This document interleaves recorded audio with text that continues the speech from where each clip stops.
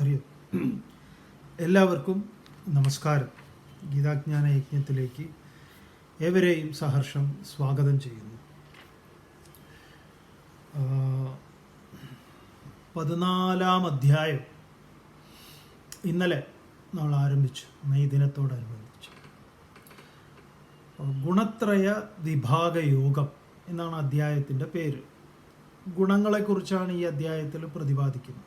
സത്വം, രജസ്, തമസ് തുടങ്ങിയിട്ടുള്ള ഗുണങ്ങളെക്കുറിച്ച്. അപ്പോൾ ഇന്നലെ നമ്മൾ മുനിയുടെ ലക്ഷണം കണ്ടു.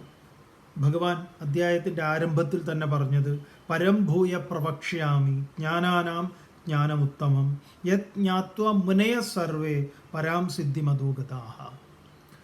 മുനികളെല്ലാം ഏതൊരു സത്യത്തെയാണ് അറിഞ്ഞ് ഈ മോക്ഷത്തെ പ്രാപിക്കുന്നത് എന്നുള്ള കാര്യം ഞാൻ പറയാം എന്ന് പറഞ്ഞു.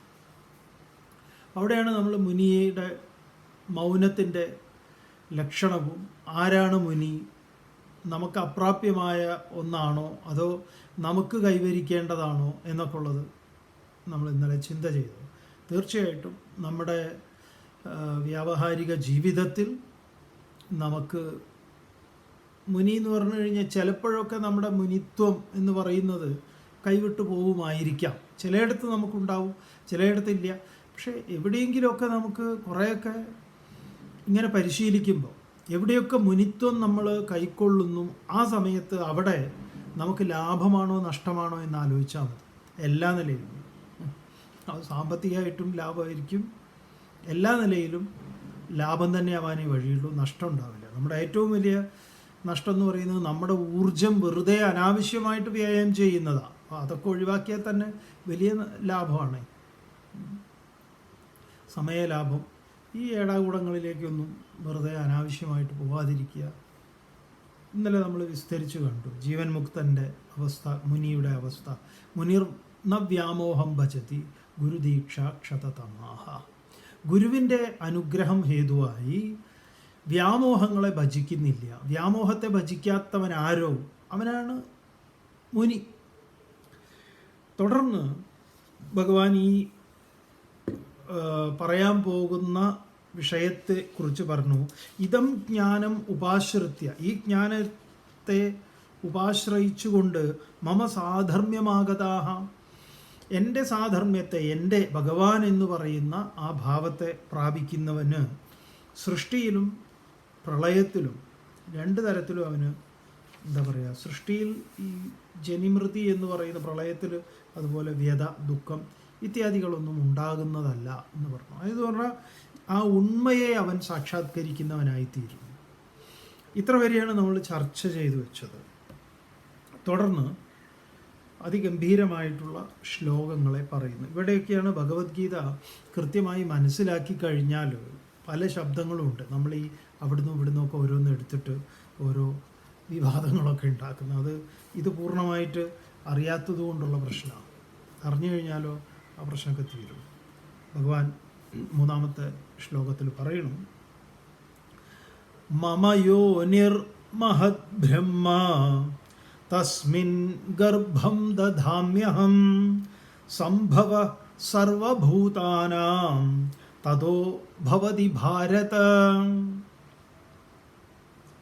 മമ യോനിർ മഹത് ബ്രഹ്മ തസ്മിൻ അഹം ഗർഭം ദധാമി സംഭവ സർവഭൂതാനാം തതോ ഭവതി ഹേ ഭാരത. ഹേ ഭാരത, അല്ലയോ അർജുന, മനസ്സിലാക്കിയാൽ ഇതാണ് മഹത് ബ്രഹ്മ മമ യോനിഹി. മഹത്തായ ബ്രഹ്മം, ഈ ബ്രഹ്മത്തെ തന്നെയാണ് ബ്രഹ്മം എന്ന് കേൾക്കുമ്പോൾ നമുക്ക് ഉപനിഷത്തിൽ എന്താണ് ബ്രഹ്മത്തിന് നിർവചനം നൽകി വച്ചിരിക്കുന്നത് എന്നത് മറന്നു പോകരുത്, വിട്ടുപോകരുത്.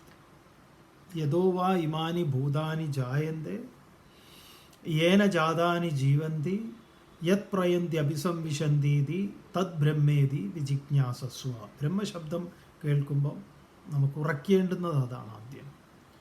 എവിടെ നിന്ന് ഇതെല്ലാം ഉണ്ടായി, എവിടെയാണ് ഇതെല്ലാം നിലനിൽക്കുന്നത്, എവിടേക്കാണ് ഇതെല്ലാം വിലയിക്കുന്നത്, അതിനെ ബ്രഹ്മമെന്നറിഞ്ഞാലും എന്നാണ് ഉപനിഷത്ത് പറയുന്നത്. അത് ഉപനിഷത്തിൽ പറഞ്ഞിട്ടുള്ളതാണ്. അപ്പോൾ ഇവിടെ ഭഗവാൻ വീണ്ടും അതിനെ പറയുകയാണ്. എന്തിനാണ് ആ ഉപനിഷത്തിലെ ആ ശ്ലോകം ഉദ്ധരിക്കാൻ കാരണം എന്നാണെങ്കിൽ അത് ഇതിൻ്റെ ഒരു അടിസ്ഥാനമായിട്ടുള്ള ഒന്ന്. അതൊക്കെ ഉറച്ചു കഴിഞ്ഞാൽ നമുക്ക് ഈ ബ്രഹ്മശബ്ദം എവിടെയൊക്കെ കേൾക്കുമ്പോഴും അതിൽ നിന്നുകൊണ്ട് വേണം ബാക്കിയുള്ളതിനെയൊക്കെ മനസ്സിലാക്കിയെടുക്കാൻ. അല്ലെങ്കിൽ അതിൻ്റെ ബേസ് നമുക്കില്ലെങ്കിൽ വലിയ പ്രശ്നമാണ് അത്. അതുകൊണ്ടാണ് അത് ഇടയ്ക്കിടയ്ക്ക് എവിടെയൊക്കെ ആ ശബ്ദം വരുന്ന സമയത്ത് അത് ഓർമ്മിപ്പിക്കുന്നത്. അപ്പോൾ മഹത് ബ്രഹ്മ, മഹത്തായിട്ടുള്ള ആ ബ്രഹ്മം മമ യോനിഹി, ഭഗവാൻ ഇവിടെ പറയുന്നു, അതെൻ്റെ യോനിയാകുന്നു എന്ന് പറഞ്ഞു കഴിഞ്ഞാൽ അതിലൂടെയാണ് ഞാൻ എല്ലാറ്റിനെയും സൃഷ്ടിക്കുന്നത്. അത് പ്രവേശന കവാടമാണ്. ഇവിടെ പറയാണ് മമ യോനിഹി, എല്ലാറ്റിനെയും പ്രസവിപ്പിക്കാനുള്ള ഒരു സങ്കേതം. അതെന്താണ്? മഹത് ബ്രഹ്മ. അപ്പം മഹത് ബ്രഹ്മ മമ യോനി, അതെൻ്റെ യോനിയാണ്. അതിൽ ഞാൻ തസ്മിൻ, അതിൽ ഞാൻ തന്നെ, തസ്മിൻ അതിൽ അഹം ഗർഭം ദദാമി, ഞാൻ അതിൽ ഗർഭത്തെ ധരിക്കുന്നു, നിക്ഷേപിക്കുന്നു. അപ്പം ഞാൻ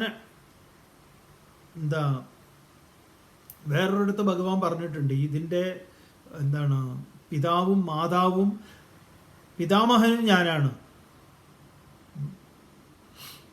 അപ്പോൾ ഞാനാകുന്ന ആ മഹത്തായ ബ്രഹ്മം, ആ ബ്രഹ്മം മഹത് യോനിയാണ് എന്നറിഞ്ഞാലും അതിലേക്ക് ഞാൻ ഗർഭം ദദാമി, ഞാൻ ഗർഭത്തെ ധരിക്കുന്നു അല്ലെങ്കിൽ ഗർഭത്തെ നിക്ഷേപിക്കുന്നു. തഥ അതിൽ നിന്ന്, ആ ഗർഭത്തിൽ നിന്ന് സർവഭൂതാനാം സംഭവ ഭവതി, എല്ലാ ഭൂതങ്ങളും സംഭവിക്കും. അപ്പോൾ ഇതിന് എവിടെയെങ്കിലും ഒരു ഉദരം വേണ്ടേ, ഗർഭം വേണ്ടേ എന്ന് ചോദിച്ചാൽ അത് ആ സങ്കല്പത്തിലാണ്. കാരണം അങ്ങനെയാണ് ഇവിടെ എല്ലാം. അതുകൊണ്ടാണ് ഏതൊന്നിൽ നിന്ന് ജാതമാകുന്നുവോ ആ ജാതമാകുന്നതിനെയാണ് യോനി എന്ന് പറയുന്നത്, അതിൻ്റെ കാരണമായിരിക്കുന്നത്, പ്രവേശന കവാടം എന്ന് പറയുന്നത്. ഭൂമി യോനിയാണ്. ആർക്ക്? വൃക്ഷങ്ങൾക്ക്. പക്ഷി ഈ കുഞ്ഞുങ്ങളുണ്ട്, മുട്ട പൊട്ടി വരുന്നത്, അതിനൊക്കെ മുട്ട തന്നെയാണ് യോനി. അണ്ഡം യോനിയാണ്. അങ്ങനെ ഉദ്ഭിജ, സ്വേദജ, ജീവജ, ജരായുജ, ഊഷ്മജങ്ങളായിട്ടുള്ള ഓരോന്നിനും ഓരോരോ ജീവജാലങ്ങളാണ്. ഉദ്ഭിജം എന്ന് പറഞ്ഞാൽ ഭൂമി പിളർന്നുണ്ടാകുന്ന വൃക്ഷലതാദികളായിട്ടുള്ളതൊക്കെയാണ്. അപ്പോൾ അതിൻ്റെ യോനി എന്താണെന്ന് ചോദിച്ചാൽ ഭൂമി തന്നെയാണ് അതിന് യോനി. ഉദ്ഭിജം. സ്വേദജം വിയർപ്പ്, ഫംഗസ് മുതലായിട്ടുള്ളതിൽ വിയർപ്പ്, ഈർപ്പം മുതലായിട്ടുള്ളതിൽ നിന്നുണ്ടാവുന്ന ഫംഗലുകൾ മുതലായിട്ടുള്ള ജീവജാലങ്ങൾ. അപ്പോൾ അതിന് യോനി എന്താണെന്ന് ചോദിച്ചാൽ ഈർപ്പമാണ്, ജലമാണ്. ജലത്തിലും ഉണ്ടാവുന്നുണ്ടല്ലോ ജീവികൾ. അതാണ് രണ്ടാമത്തെ വിഭാഗത്തിൽപ്പെടുന്നത്. അപ്പോൾ ഉദ്ഭിജം ഭൂമി പിളർന്നിട്ട് ഭൂമിയെ കാരണമാക്കിക്കൊണ്ട്. പിന്നെ ജീവജം അല്ലെങ്കിൽ ജരായുജം എന്ന് പറയുന്ന മനുഷ്യരെ സംബന്ധിച്ചാണ്. മനുഷ്യനും ഇതേപോലെ സ്ത്രീയുടെ യോനിയിലൂടെ പുറത്തേക്ക് പ്രവേശിക്കുന്നു എന്ന് പറയാം. അപ്പോൾ ജീവജം അല്ലെങ്കിൽ ജരായുജം, അങ്ങനെയുള്ള ജീവജാലങ്ങൾ മനുഷ്യൻ മാത്രമല്ല, പശു, ആന തുടങ്ങിയിട്ടുള്ള കുറേ മൃഗങ്ങൾ നമുക്കറിയാമല്ലോ. ജീവജാലങ്ങളെ നമ്മൾ പല വിധത്തിൽ കാറ്റഗറൈസ് ചെയ്തിട്ടുണ്ട്. മഹാഭാരതം നോക്കിക്കഴിഞ്ഞാൽ വനത്തിൽ കഴിയുന്ന ജീവജാലങ്ങളുണ്ട്, ഗ്രാമത്തിൽ കഴിയുന്ന ജീവജാലങ്ങളുണ്ട്. അതിനെയൊക്കെ എണ്ണി കണക്കാക്കിയിട്ടുണ്ട്. ഇന്ന ജീവികളൊക്കെ ഗ്രാമ്യ ജീവികളാണ്, അത് മനുഷ്യനെ ആശ്രയിച്ച് കഴിയുന്നതാണ്. മനുഷ്യൻ്റെ ആശ്രയം ആവശ്യമില്ലാത്ത വനത്തിൽ മാത്രം കഴിയുന്ന ജീവജാലങ്ങളുണ്ട്. അപ്പോൾ അതിനെ ആ വനത്തിലിരിക്കുന്നതിന് വനത്തിലിരുത്തണം, അല്ലാതെ നാട്ടിൽ കൊണ്ടുവന്ന് അതിനെ വളർത്തരുത്. അതിനെക്കുറിച്ചൊക്കെ മഹാഭാരതത്തിൽ വിസ്തരിച്ച് പറയുന്നുണ്ട്. അത് ഈ സഞ്ജയൻ തന്നെ ഈ ഗീത തുടങ്ങുന്ന സമയത്താണ് പറയുന്നത്. അത് ഗീതയുടെ അനുപർവത്തിലാണ്, ഭീഷ്മപർവത്തിലാണ് അത് വരുന്നത്. 13-ാം അധ്യായം മുതൽ വരുമ്പം ഈ കാര്യങ്ങളെല്ലാം വരുന്നുണ്ട്. അപ്പോൾ 25-ലാണ് ഗീത തുടങ്ങുന്നത്. അപ്പോൾ അതിനു മുമ്പ് ഈ വിഷയങ്ങളെല്ലാം വിസ്തരിച്ചു. അതേപോലെ പർവ്വതങ്ങളുടെ എത്ര പർവ്വതങ്ങളുണ്ട്, എത്ര നദികളുണ്ട്, എല്ലാറ്റിൻ്റെയും പേരുകൾ പറയുമ്പോൾ നമ്മൾ അത്ഭുതപ്പെട്ടു. അതുപോലെ ദേശത്തിലെ രാജാക്കന്മാർ, നമ്മുടെ കേരളത്തെ വരെ പറയുന്നുണ്ട്. അങ്ങനെ നോക്കിക്കഴിഞ്ഞാൽ അവിടുത്തെ വിശേഷങ്ങൾ, നമ്മുടെ ഇവിടുത്തെ ചന്ദനത്തെക്കുറിച്ചൊക്കെ പറയും, മരങ്ങളെക്കുറിച്ച്, ചന്ദനമരം. അപ്പോൾ അങ്ങനെ ഓരോരുത്തരുടെ ഭയങ്കര രസം. അങ്ങനെ നോക്കിയാൽ മഹാഭാരതം വളരെ ഇൻട്രസ്റ്റിംഗ് ആയിട്ടുള്ള ഒന്നാണ്. ഇവിടുത്തെ രാജാക്കന്മാർ കൊണ്ടുപോയി ഈ രാജസൂയ യാഗത്തിന് കൊണ്ടുപോയി സമർപ്പിച്ച് ഇവിടുന്ന് കേരളത്തിൽ നിന്ന് കൊണ്ടുപോയി കൊടുത്തിട്ടുള്ള മറ്റേ ചന്ദനത്തിൻ്റെ ശില്പങ്ങളെക്കുറിച്ചൊക്കെ പറയും. അപ്പം ഇതെല്ലാം ഒരു ഭയങ്കര കണക്ഷനാണ് ഇതിൻ്റെ. അത് നമ്മൾ നോക്കിക്കഴിഞ്ഞാൽ അത്ഭുതപ്പെട്ടു പോകും. ഭയങ്കര ഒരു അത്ഭുതമാണ് മഹാഭാരതം എന്ന് പറഞ്ഞാൽ. അതിൻ്റെ ആ വഴിയിൽ ഫിലോസഫി നോക്കുമ്പോഴോ അത് അതിലേറെ അത്ഭുതമാണ്. അപ്പം അതിൻ്റെ എല്ലാ അതുകൊണ്ടാണ് അത് വൈചിത്ര്യങ്ങൾ അതിൻ്റെ ഒരു സൗന്ദര്യമാണെന്ന് പറഞ്ഞാൽ വ്യാസർ തന്നെ പറയുന്നുണ്ട്. അതിൻ്റെ ഘടന അങ്ങനെയാണ്, നമ്മളെ അത്ഭുതപ്പെടുത്തുന്നത്. അപ്പം അത് നമ്മളിങ്ങനെ വിസ്തരിച്ച് നോക്കാൻ പോയി. നിങ്ങൾക്ക് താല്പര്യമുണ്ടെങ്കിൽ ആദ്യത്തെ 2 പർവ്വം തന്നെ ഗംഭീരമാണ്. നമ്മുടെ ഇവിടെ സ്കൂൾ ഓഫ് ഭഗവത്ഗീത പ്രസിദ്ധം ചെയ്ത ആദിപർവ്വവും സഭാപർവ്വവും ഉണ്ട്. എത്ര കോപ്പി ഇവിടെ ഉണ്ടെന്ന് അറിയില്ല. നമ്മൾ നാളെ അടുത്ത ക്ലാസ്സിൽ നോക്കിയിട്ട് കുറച്ച് കോപ്പികളുണ്ട്. നമുക്ക് തോന്നണം അത് എന്തെങ്കിലും കുറഞ്ഞ വിലയിൽ നിങ്ങൾക്ക് തരാൻ തോന്നുന്നുണ്ട്. അങ്ങനെ കുറച്ച് പുസ്തകങ്ങളുണ്ട്. താല്പര്യമുണ്ടെങ്കിൽ ഭഗവത്ഗീതയൊക്കെ തന്നെ, ഭഗവത്ഗീത ആരാധന, അതിൽ ശ്ലോകങ്ങൾ, ഈ അർദ്ധശ്ലോകങ്ങളൊക്കെ നോക്കിക്കഴിഞ്ഞാൽ ഏത് അധ്യായത്തിൽ നമ്മുടെ ഗീതാരാധന പുസ്തകത്തിൻ്റെ ഒരു പ്രത്യേക അങ്ങനെ ഒരു പുസ്തകം ആരും ഇറക്കിയിട്ടില്ല. കാരണം നമ്മളത് പഠിതാക്കൾക്ക് വേണ്ടിയിട്ട് തയ്യാറാക്കിയിട്ടില്ല. പെട്ടെന്ന് നമുക്കൊരു ശ്ലോകം, ഈ ശ്ലോകം ഏത് അധ്യായത്തിൽ എവിടെയാണ് എന്ന് നോക്കാൻ ശ്ലോകാനുക്രമണികയുണ്ട്. ആ ശ്ലോകാനുക്രമണികയിൽ പൂർണ്ണ ശ്ലോകം മാത്രമല്ല, ഒരു ശ്ലോകത്തെ പകുതിയാക്കി, ഇപ്പോൾ ധർമ്മക്ഷേത്രേ കുരുക്ഷേത്രേ എന്നുള്ളത് ധർമ്മക്ഷേത്രേ കുരുക്ഷേത്ര, പിന്നെ അടുത്ത വരി സമവേദായുത്സവ എന്നുള്ള, പിന്നെയോ മാമക പാണ്ഡവാശ്ചൈവ കിം അകുർവത സഞ്ചയ. അപ്പോൾ 4 കഷ്ണങ്ങളാക്കിയിട്ടുള്ള ശ്ലോകാനുക്രമണിക. അപ്പോൾ അതൊക്കെ, പിന്നെ അതിൽ മറ്റു പലതും ഉണ്ട്. ഗീതയുമായി അനുബന്ധമായിട്ടുള്ള മാഹാത്മ്യമുണ്ട്, കുറേ കാര്യങ്ങളുണ്ട്. അതും കുറച്ച് കോപ്പികൾ ഇവിടെ ഉണ്ട്. അപ്പോൾ നമ്മൾ വിട്ടുപോയതാണ്. അല്ലെങ്കിൽ നിങ്ങൾ ഈ യജ്ഞത്തിൽ നിങ്ങൾക്കത് വളരെ ഉപകരിക്കും. ആ പുസ്തകമായിട്ട് ഇരിക്കുകയാണെങ്കിൽ ഇനിയും ഉപകരിക്കും. അത് കയ്യിലുണ്ടാവുന്നത് നല്ലതാണ്. അതിൽ ഈ പറഞ്ഞ എല്ലാ സംഗതികളും ഉണ്ട്. അത് നമ്മളങ്ങനെ തയ്യാറാക്കിയിട്ടുള്ള ഒന്നാണ്. നമ്മുടെ മേൽനോട്ടത്തിൽ നടന്ന ഒരു ഗീതാ പുസ്തകമാണ് ഭഗവത്ഗീത ആരാധന. പിന്നെ മഹാഭാരതം, ഈ പറഞ്ഞ ആദിപർവ്വവും സഭാപർവ്വം. ആദിപർവ്വം തന്നെ വായിച്ചു കഴിഞ്ഞാൽ തന്നെ അത് മഹാഭാരതത്തിൻ്റെ നല്ലൊരു പിക്ചർ കിട്ടും. കാരണം അതിൻ്റെ തുടക്കത്തിലെല്ലാം പറയുന്നുണ്ട്. സഭാപർവ്വം കൂടി ആകുമ്പം അത് കുറേ കാര്യങ്ങൾ നമുക്ക് അത് ബോധ്യപ്പെടും. 2 പർവ്വങ്ങൾ നമ്മളുടെ കയ്യിലുണ്ട്. നോക്കാം അതിന് എത്രയാണ് എന്താണെന്നൊക്കെ ഉള്ളത് നമ്മൾ പറഞ്ഞു തരാം, പിന്നീട് പറയാം. സന്ദർഭവശാൽ പറഞ്ഞു തരാം. അപ്പോൾ ഈ ഉദ്ഭിജ, സ്വേദജ, ജരായുജ, അണ്ടജ, ഇങ്ങനെ 5 വിധത്തിൽ 5 മഹാഭൂതങ്ങളുമായിട്ട് ബന്ധപ്പെട്ടാണ് ജീവജാലങ്ങൾ ജനിക്കുന്നത്. ഈ പ്രധാനപ്പെട്ട ഭൂതങ്ങളെ, അതായത് പഞ്ചമഹാഭൂതങ്ങളെ, ആകാശം, വായു, അഗ്നി, ജലം, ഭൂമി, ഇവയെ ഏറ്റവും മുഖ്യമായ സഹായത്തോടുകൂടി ആണ് 5 പ്രകാരത്തിൽ ഈ ജീവജാലങ്ങൾ ജനിക്കുന്നത് എന്നുള്ളതാണ് അതിൻ്റെ നമ്മുടെ ധർമ്മശാസ്ത്രത്തിൽ പറയുന്നത്. അപ്പോൾ ഈ ഭൂമിയിൽ നിന്നുണ്ടാവുന്ന സസ്യ ലോകം, വൃക്ഷങ്ങൾ, ഇതെല്ലാം തന്നെ ഭൂമി തന്നെയാണ്. അവിടെ ജലത്തിൽ നിന്നുള്ളത്, ഈർപ്പത്തിൽ നിന്നുള്ളത് അവിടെ ജലം തന്നെയാണ്. പിന്നെ ഈ അന്തരീക്ഷമുണ്ടല്ലോ, അന്തരീക്ഷത്തിൽ ഈ വൈറലുകളൊക്കെ അതുകൊണ്ടല്ലോ, അന്തരീക്ഷത്തിലൂടെ പകരുന്ന പലതുണ്ട്. അതിന് നിലനിൽപ്പ് അന്തരീക്ഷത്തിലാണ്, അത് സ്പേസിലാണ്. വായുവല്ല, സ്പേസിലാണ് അത് നിൽക്കുന്നത്. അതിന് സ്പേസ് ആവശ്യം. എല്ലാറ്റിനും സ്പേസ് ഉണ്ടെങ്കിലും ഇതിനത് പ്രധാനമാണ്. പിന്നെ വായു ആണ് നമുക്കൊക്കെ ജനിക്കുന്നതിന് ഏറ്റവും പ്രധാനമായിട്ടുള്ള ആൾ വായുവാണ് ഈ പ്രസൂതി വായു എന്ന് പറയും, പ്രസവ വായു. അപാനൻ വേറൊരു രൂപത്തിലേക്ക് മാറുന്നത് ആ സമയത്ത് പ്രസൂതി വായു എന്ന് പറയും. അവനാണ് നമ്മളെ പുറന്തള്ളുന്നത്. അണ്ടജ, മുട്ട പോലുള്ളതിനൊക്കെ ജനിക്കാൻ കാരണമായി തീരുന്നത് അഗ്നിതത്വമാണ്. അതിനെ ചൂട് തപിപ്പിക്കണം, അതിന് ചൂട് വരുന്ന സമയത്താണ് അത് രൂപപ്പെട്ടു വരുന്നത്. അപ്പോൾ അതിനെ സഹായകമാകുന്നത് അഗ്നിയാണ്, അഗ്നിതത്വമാണ്. ഇങ്ങനെ ഈ 5 തത്വങ്ങളും, ആകാശതത്വവും വായുതത്വവും ജലതത്വവും അഗ്നിതത്വവും ഭൂമിതത്വവും കൂടിയാണ് ഈ 5 വിധത്തിലെ ജീവജാലങ്ങളുള്ളൂ എന്നാണ്. ജീവജാലങ്ങൾ കോടാനുകൂടി ഉണ്ടെങ്കിലും ഈ 5 ഗണത്തിൽപ്പെടുത്താവുന്നതാണ് എല്ലാറ്റിനും. ഏതൊക്കെയാണ്? ഭൂമി പിളർന്നുണ്ടാവുന്ന ലക്ഷക്കണക്കിന്, മുട്ട പൊട്ടി ഉണ്ടാവുന്ന പക്ഷിക്കുഞ്ഞുങ്ങൾ, പറവകൾ മുതലായിട്ടുള്ളത് ലക്ഷക്കണക്കിന്, പിന്നെ പ്രസവിക്കുന്നത് ഈ പറഞ്ഞതുപോലെ എത്രയുണ്ടോ അത്രയും, ഊഷ്മജം അന്തരീക്ഷത്തിലുണ്ടാകുന്നത്, അതുപോലെ വിയർപ്പ്, ഫംഗസ് മുതലായിട്ടുള്ളത്. ഇങ്ങനെ ഈ 5 പ്രകാരത്തിൽ ജീവജാലങ്ങൾ ഇരിക്കുന്നു. അതെല്ലാം തന്നെ എന്താണ്?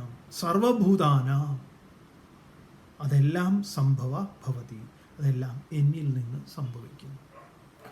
ഈ ഒരു സത്യം തന്നെ, ഇതാണ് നമ്മുടെ ഗീത പോലുള്ള ധർമ്മശാസ്ത്രങ്ങളിൽ പറയുന്നത്. നോക്കൂ, എന്നിട്ടും ചിലരുടെ ജന്മം ഞങ്ങളെന്തോ ദൈവത്തിൻ്റെ എന്തോ വലിയ സംഭവമാണ്, ബാക്കിയുള്ളവരൊക്കെ എന്നും ഞങ്ങളുടെ ദാസ്യപ്പണി ചെയ്യാനുള്ളവരാണ് എന്നൊക്കെ പറയുന്നത് എന്ത് ലോജിക്കാണ്? ഇപ്പോഴും ചില പൊട്ടന്മാർ അങ്ങനെ ഉന്നതകുല ജാതർ എന്നൊക്കെ പറഞ്ഞുകൊണ്ട് നടക്കുന്നുണ്ട്. വിവരക്കേടുന്നല്ല, അത് ഈ ആധ്യാത്മികതയിൽ അതെല്ലാം അസ്തമിക്കുന്നതാണ്. മറ്റ് തൊലിയുടെ നിറവും മറ്റു കാര്യങ്ങളും ഒക്കെ ആണെങ്കിൽ അത് നമ്മുടെ സൂര്യനും മറ്റു കാര്യങ്ങളും ഒക്കെ ആയിട്ട് ബന്ധപ്പെട്ട് നിൽക്കുന്ന ഓരോ സ്ഥലങ്ങൾ, ഭൂപ്രദേശങ്ങളിലും ജനറ്റിക്കായിട്ട് വരുന്ന കുറേ കാര്യങ്ങളാണ്.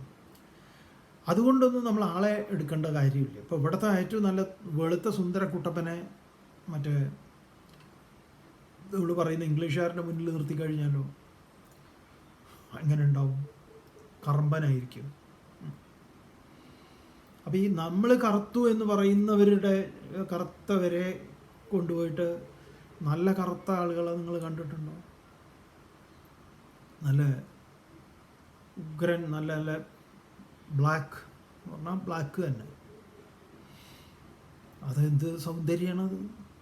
അപ്പം നമ്മൾ ഈ വെളുപ്പ് എന്തോ വലിയ സംഭവമാണെന്ന്, വെളുപ്പെന്ന് പറഞ്ഞാൽ നമ്മുടെ ഈ സ്കിൻ ടോണ് എന്തോ ആണെന്ന് നമ്മൾ കരുതുന്നതാണത്. അത് നമ്മൾ അങ്ങനെയൊരു എന്താ പറയുക, അങ്ങനെയൊരു ലോകത്ത് ജീവിക്കുന്നത് കൊണ്ട് അങ്ങനെ ആയിപ്പോയി, അത്രയേ ഉള്ളൂ. സൗന്ദര്യത്തിൻ്റെ മാനദണ്ഡം അതൊന്നുമല്ല. ഇന്ന് പ്രത്യേകിച്ച് ഇപ്പോൾ പുതിയ കാലത്ത് പുതിയ കുട്ടികളൊക്കെ മാനദണ്ഡമായിട്ട് എണ്ണുന്നത് ഇതൊക്കെയാണോ? അല്ലല്ലോ, ഒരിക്കലും അല്ല.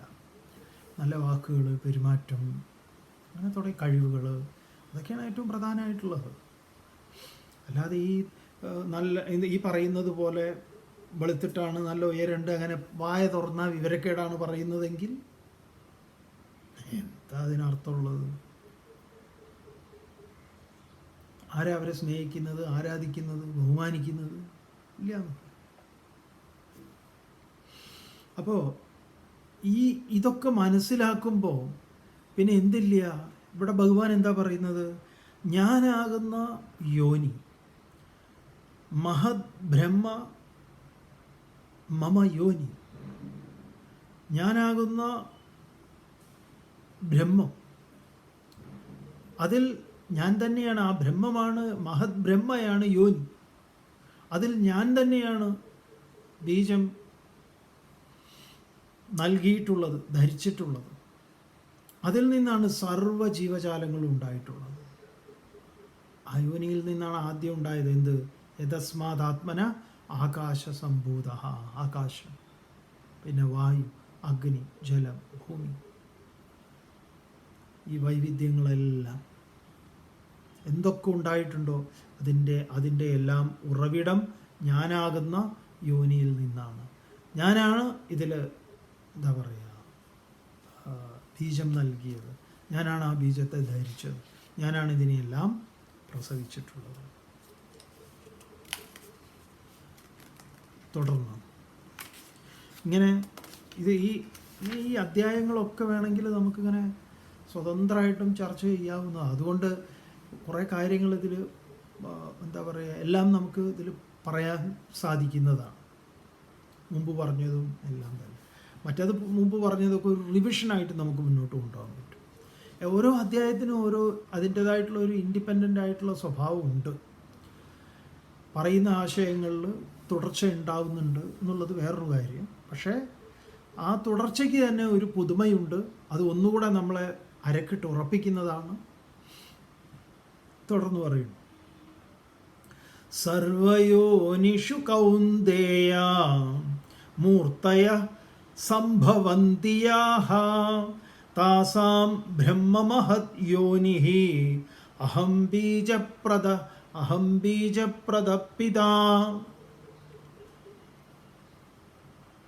സംശയമില്ലാത്ത വിധത്തിൽ ഭഗവാൻ പറയുന്നു, സർവയോനിഷു കൗന്ദേയ, ഹേ കൗന്ദേയ, അല്ലയോ കുന്തിപുത്ര, സർവയോനിഷു, എല്ലാ യോനികളിലും, ഇത് മനുഷ്യരാകട്ടെ മൃഗമാകട്ടെ ഏതും ജീവജാലങ്ങൾ കടന്നു വരുന്ന അതിൻ്റെ വഴി സ്രോതസ്, അതെല്ലാം തന്നെ യാ മൂർത്തയ, ഏതേത് മൂർത്തികളുണ്ടോ, അതൊക്കെ മൂർത്തി എന്ന് പറഞ്ഞു കഴിഞ്ഞാൽ ശരീരം എന്നാണ്. ഏതോ അത് ഉറുമ്പ് മുതൽ എത്ര വലിയ ആനയായാലും എല്ലാം തന്നെ. യാ മൂർത്തയ, ഏതേത് ശരീരങ്ങൾ സംഭവന്തി ഉണ്ടാകുന്നുവോ, താസാം, അവയ്ക്ക്, ആ ശരീരങ്ങൾക്ക് മഹത് ബ്രഹ്മ യോനിഹി, മഹത്തായ ബ്രഹ്മം തന്നെയാണ് അതിൻ്റെ യോനി. അപ്പോൾ ഇപ്പോഴാണ് നമ്മൾ മറ്റേ ആ ബ്രഹ്മത്തെക്കുറിച്ച് ഉപനിഷത്ത് പറഞ്ഞത് നന്നായിട്ട് ബോധ്യമാവുക. ഇതാണ് യദോ വാ ഇമാനി ഭൂതാനി ജായന്തേ, എവിടെ നിന്നാണ് ഈ ഭൂതങ്ങളെല്ലാം ഉണ്ടായത്? യേന ജാതാനി ജീവന്തി, ഈ ജാതമായതെല്ലാം എവിടെ നിലനിൽക്കുന്നു? യത് പ്രയന്തി അഭിസംവിശന്തീതി, ആത്യന്തികമായി ഏതൊന്നിലേക്ക് വിലയിക്കുന്നു, ഇല്ലാതെയാകുന്നു. തദ് ബ്രഹ്മേതി വിജിജ്ഞാസസ്വ, അറിഞ്ഞാലും അതിനെ ബ്രഹ്മമെന്ന്. അതിവിടെ ഒന്നുകൂടെ. അപ്പോൾ നമുക്ക് ഉപനിഷത്തിൻ്റെ ആ ഒരു ബേസ് ഉറച്ച് ഇതിലേക്കും കൂടെ വരുമ്പോൾ എന്തായി? അതങ്ങോട്ട്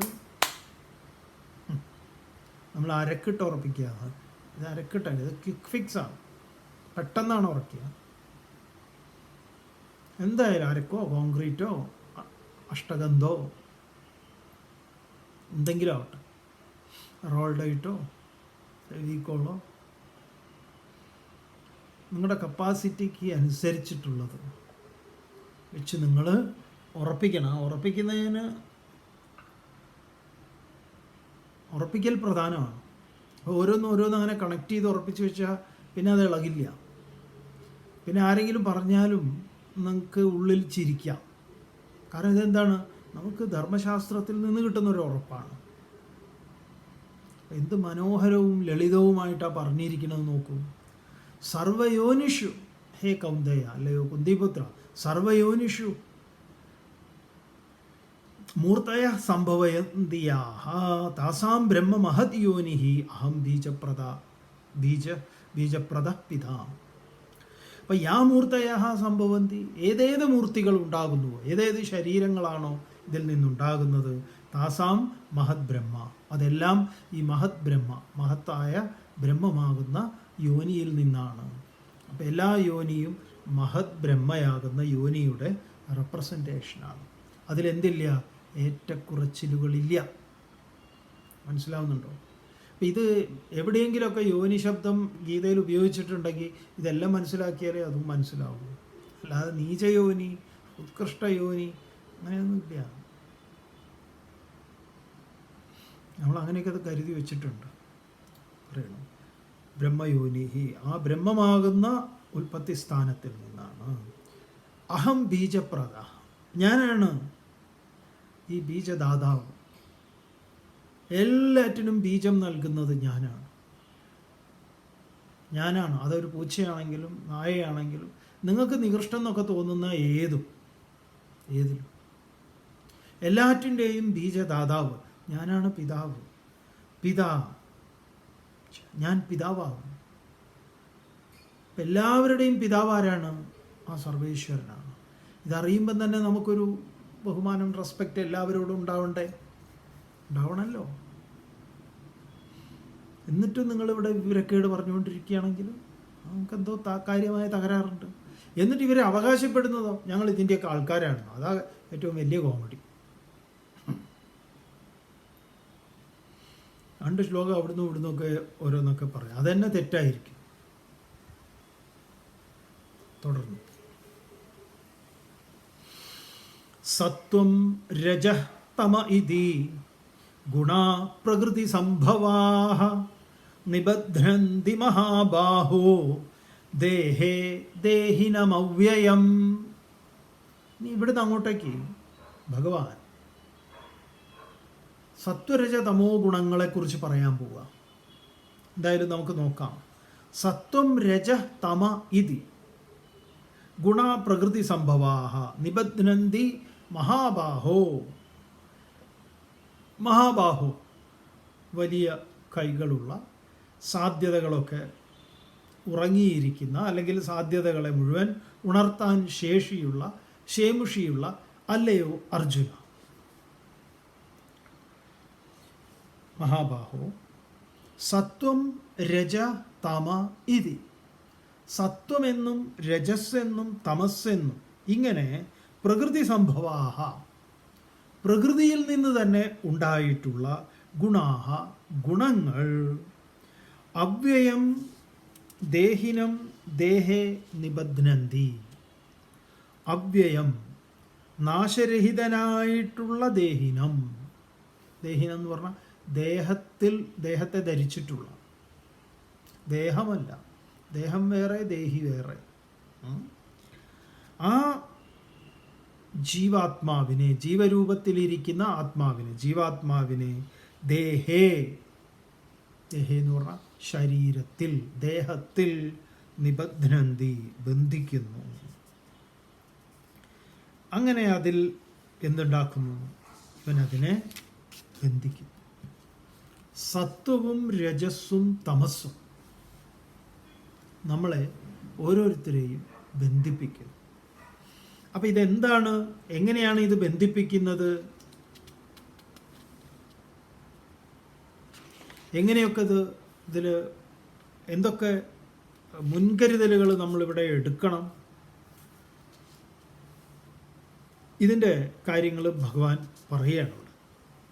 6ാമത്തെ ശ്ലോകം കൊണ്ട് പറയാം. തത്ര സത്വം നിർമ്മലത്വാത് പ്രകാശകമനാമയം സുഖദുഃഖേന ബധ്നാതി ജ്ഞാനസംഗേന ചാനഘ.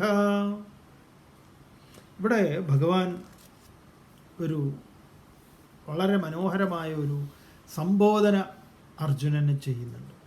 ഹേ അനഘ എന്നാണ്. അനഘൻ എന്ന് പറഞ്ഞു കഴിഞ്ഞാൽ വിശുദ്ധൻ, പാപരഹിതൻ, പാപം തീണ്ടാത്തവൻ എന്നാണ്. അപ്പം നീ ഇവിടെ സത്വരജ തമോ ഗുണങ്ങളെക്കുറിച്ച് പറയാൻ പോവുക. സത്യത്തിൽ നീ അതൊന്നും തീണ്ടാത്തവനാണ്. അതൊന്നും തീണ്ടാതെ ഇരിക്കാം നിനക്ക്. അല്ലെങ്കിൽ നമ്മുടെ മുന്നിലേക്കുള്ള ഒന്നാണ് പറയാണ്. തത്ര അവിടെ എന്ന് പറഞ്ഞാൽ അവയിൽ, ഈ 3 ഗുണങ്ങളിൽ എന്തൊക്കെയാണ്? നിർമ്മലത്വാത്. നിർമ്മലം, മലം എന്ന് പറഞ്ഞു കഴിഞ്ഞാൽ നമുക്കറിയാലോ അഴുക്ക്. നിർമ്മലം എന്ന് പറഞ്ഞാൽ അഴുക്കില്ലാത്ത, പരിശുദ്ധമായത് എന്നുള്ള അർത്ഥത്തിൽ. ആ നിർമ്മലമായ പ്രകാശകം, അതിന് വീണ്ടും ഒരു വിശേഷണം കൂടെ കൊടുക്കുക. നിർമ്മലം, പ്രകാശകം, പ്രകാശപൂർണമായിട്ടുള്ള, വീണ്ടും അനാമയം, അനാമയം നിരുപദ്രവമായിട്ടുള്ള, ഒരു തരത്തിലുള്ള കളങ്കവും ഇല്ലാത്തത് എന്ന് ഇതിൽ സത്വം എന്താണ്? അതാണ് സത്വം, സത്വഗുണം. ആ സത്വമാകട്ടെ സുഖസംഗേന, സുഖം എന്ന സംഘം കൊണ്ട്, സുഖമായി ഇരിക്കണം, സുഖമായി എല്ലാറ്റിലും സുഖം കാമിക്കുന്നത് ഇവൻ്റെ ഏർപ്പാടാണ്. ഈ സത്വഗുണത്തിൻ്റെ ഏർപ്പാടാണ്. അതൊരു സംഘമാണ്. അങ്ങനെ ആ സുഖമാകുന്ന സംഘം ജ്ഞാനസംഖ്യേനച്ച, ജ്ഞാനമാകുന്ന സംഘം, ഈ 2 സംഘം കൊണ്ടും ദേഹിനം, ദേഹത്തെ, ജീവാത്മാവിനെ, ദേഹത്തെയല്ല, ദേഹത്തെ ധരിച്ചിരിക്കുന്ന, ദേഹം ധരിച്ചിരിക്കുകയാണ് ജീവാത്മാവ്. ആ ജീവാത്മാവിനെ നിബധ്നന്തി ബന്ധിക്കുന്നു. ഒരു കയർ ഇതാണ്. ഇതിന് പാശം എന്ന് പറയും. ഈ കയറുകൊണ്ട് ഇങ്ങനെ ഏത് കയറാണെങ്കിലും നമ്മൾ പറയുമല്ലോ, ചങ്ങല സ്വർണമാണെങ്കിലും ഇരുമ്പാണെങ്കിലും എന്താണ്, അതൊരു പ്രശ്നമാണ്. അപ്പം ഇവിടെ പറയുന്ന സുഖസംഘം കൊണ്ടും ജ്ഞാനസംഘം കൊണ്ടും സത്വഗുണം ജീവാത്മാവിനെ ബന്ധിച്ചിരിക്കും. നമ്മളെയൊക്കെ ബന്ധിച്ചിട്ടുണ്ട്. നമ്മൾ എന്തിനും അറിയാനുള്ള ഒരു ജിജ്ഞാസ ഉണ്ടല്ലോ. അവിടെ 4 ആൾ കണ്ടു കഴിഞ്ഞാൽ മര്യാദയ്ക്ക് എവിടെയോ പോണതാ, വണ്ടി അവിടെ നിർത്തി, റോഡിൻ്റെ നടുക്കാണെങ്കിലും എന്നിട്ട് ബ്ലോക്ക് ഉണ്ടാക്കി. എന്താണ് അവിടെ നിങ്ങൾ മനുഷ്യ എന്ന് പറഞ്ഞാൽ അത് നിൽക്ക് നോക്കട്ടെ, എന്താണെന്ന് അറിയട്ടെ, എന്താണ് ക്ലാസ് താഴ്ത്തി ചോദിക്കുക. എന്താണ് ജ്ഞാനസംഖ്യേന? എന്ത് ജ്ഞാനം? പരമമായ ജ്ഞാനത്തെ അറിയാനുള്ള സംഘമാണോ? അതല്ല, ഓരോന്നറിയാനുള്ള സംഘം ജ്ഞാനസംഖ്യ. സുഖസംഖ്യേന, എനിക്ക് സുഖമായിരിക്കണം. അപ്പം ഇത് രണ്ടും, ജ്ഞാനസംഘവും സുഖസംഘവും കൊണ്ട് ജീവാത്മാവിനെ ആര് ബന്ധിച്ചിരിക്കുന്നു? സത്വഗുണം ബന്ധിച്ചിരിക്കുന്നു. അപ്പം ആ ബന്ധനത്തിൽ നിന്ന് പുറത്ത് കടക്കേണ്ടതല്ലേ എന്ന് ചോദിച്ചാൽ വേണം. അപ്പോൾ ഇവിടെ ഭഗവാൻ എന്താണ് അർജുനനോട് ഇത് മൂന്നിനെയും വിസ്തരിക്കാൻ പോവുകയാണ്. എങ്ങനെയാണ് നമ്മളാകുന്ന ശരീരത്തിൽ ഓരോരോ തരത്തിലുള്ള ബന്ധനങ്ങൾ, കയറുകൾ. ഒരു പശുവിനെ ഒരു കയറുകൊണ്ട് കെട്ടിയിട്ടിരിക്കുക, അത് കുഴപ്പമില്ല, അതിന് ചുറ്റും അങ്ങോട്ടും ഇങ്ങോട്ടും പോവാം.